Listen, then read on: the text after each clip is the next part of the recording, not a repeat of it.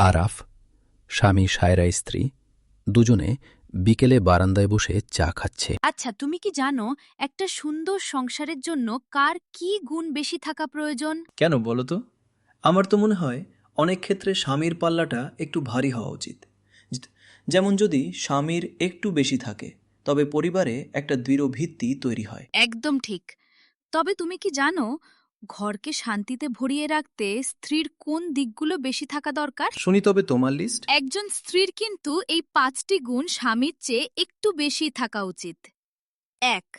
অসীম ধৈর্য, যাতে কঠিন সময়েও পরিবারকে আগলে রাখা যায়। ২.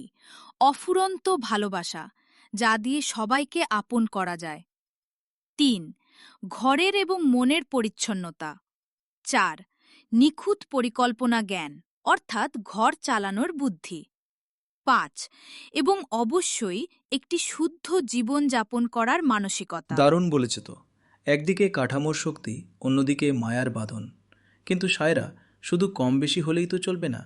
কিছু জিনিস তো একদম পাল্লা মেপে সমান হওয়া চাই। একদম, বিশেষ করে ৩টি বিষয়। ১.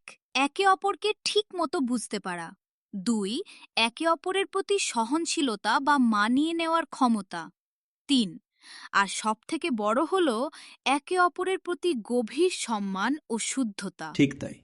যখন এই সব কিছু মিলেমিশে এক হয়ে যায়, তখনই তো একটা ঘর সংসার হয়ে ওঠে। সুন্দর জীবন আর সুন্দর সম্পর্কের গল্প নিয়ে আমরা থাকব আপনাদের পাশে। তাই আমাদের প্রতিটি নতুন ভিডিও সবার আগে দেখতে এখনই পেজটি ফলো করে দিন।